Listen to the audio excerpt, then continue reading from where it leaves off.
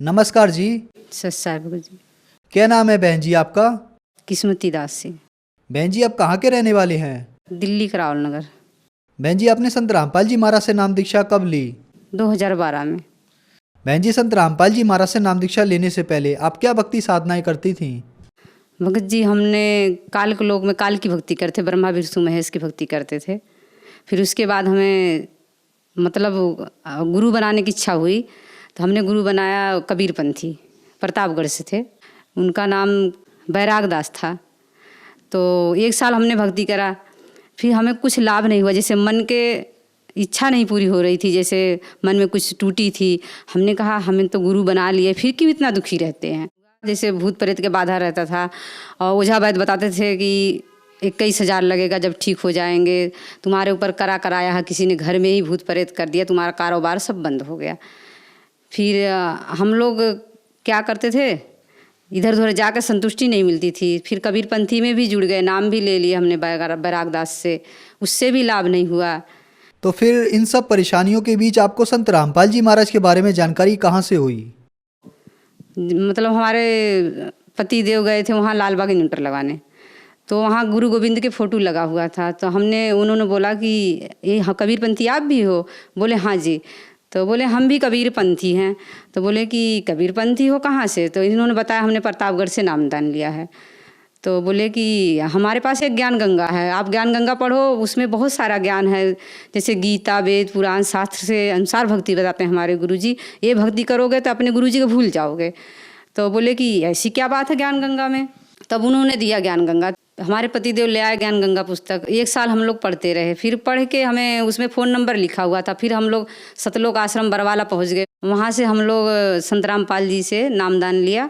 बहन जी हमने सुना है कि जो भी श्रद्धालु संत रामपाल जी महाराज से नाम दीक्षा लेते हैं उनको कोई ना कोई लाभ अवश्य प्राप्त होते हैं, चाहे वो आध्यात्मिक हो, भौतिक हो, शारीरिक हो या मानसिक हो। तो क्या संत रामपाल जी महाराज से नाम दीक्षा लेने के बाद आपको भी कोई लाभ प्राप्त हुए? हाँ जी, बहुत लाभ प्राप्त हुआ। भगत जी से भूत प्रेत के बाधा था, सबने चढ़ाने बोला था 21,000 2100 और बकरे चढ़ाओ, पूड़ी हलवा चढ़ाओ मसानी के, ठीक हो जाएगा। फिर भी ठीक नहीं हुआ प्रेत बाधा। तो फिर हमने जब संत रामपाल जी के शरण में गए, नाम दीक्षा लिए। हम लोग नाम लेके आ रहे थे, जैसे हमारी बड़ी लड़की थी उसे काल अटैक करा, उसके जैसे दौड़ा की बीमारी थी। ट्रेन में आते ही समय यहाँ सकुर बस्ती में जैसे उसे आया भूत प्रेत के बाधा, उसने एकदम हाथ पैर अकड़ गया। फिर हम लोग अमृत जल लिए थे, गुरुजी के आश्रम से ले आए थे, संत रामपाल जी के आश्रम से लाए थे।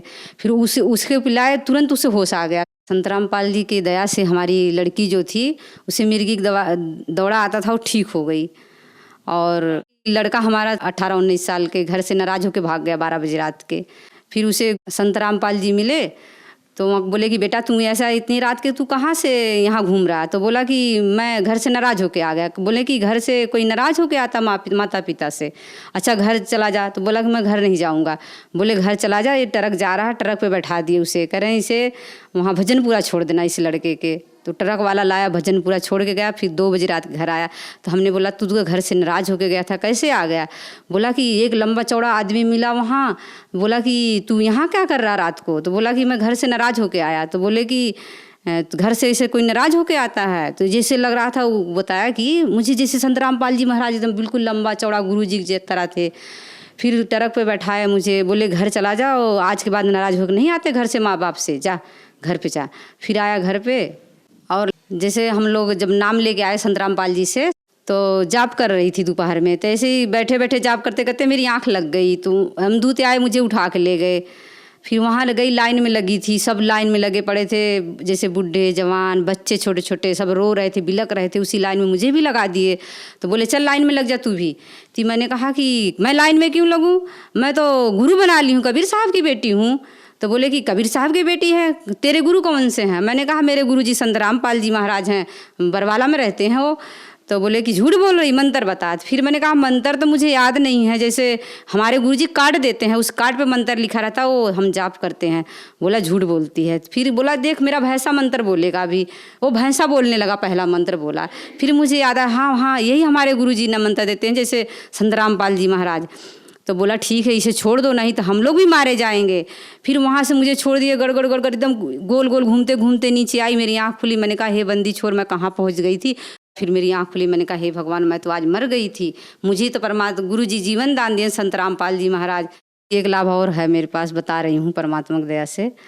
जैसे हमारे पति जी जा रहे थे, एक्सीडेंट हुआ, नाले में गिर गए थे, तो पिछली भक्ति करते थे ब्रह्मा विष्णु महेश के, दुर्गा के, तो उनको वही चेतना याद थी। उन्होंने बोला हे शेरा वाली मुझे बचा लो, चेतन होश में नाम लिए। फिर उनको होश नहीं आया, फिर वैसे के वैसे ही पड़े रह गए नाले के अंदर। फिर उन्हें अचानक ही याद आया, उनको जैसे गिरे पड़े थे कि हम तो गुरु बना लिए हैं संत रामपाल जी महाराज के। फिर उनको अचानक याद आ गया परमात्मा के, फिर उन्होंने परमात्मा का नाम लिया, जैसे संत रामपाल जी महाराज हमारे, तो उनको याद करे, फिर तुरंत उठ के बैठ गए। तो वहाँ से गाड़ी चला के घर तक आए 11 बजे रात को। संत रामपाल जी की वजह से आज उन्हें जीवन दान मिला।